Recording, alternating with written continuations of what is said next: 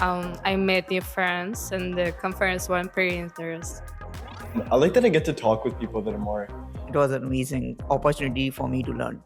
I think the amount of interaction there was pretty fun. There were a lot of people here.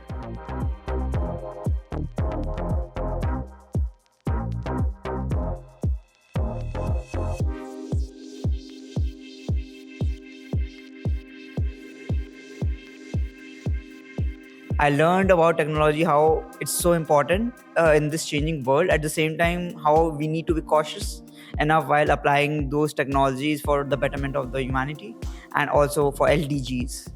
Um, of a learning machine and how you can use it for your life and social problems. I learned that there are consequences, I think, to the things that I do. Like in the future, I can't just be using the internet how I currently am.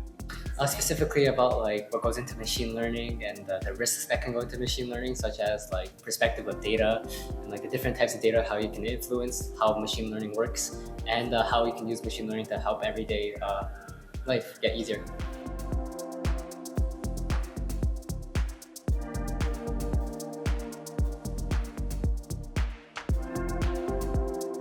I think computer science, which is already like a subject in school, but I think they should add more emphasis on machine learning, like as like a whole unit.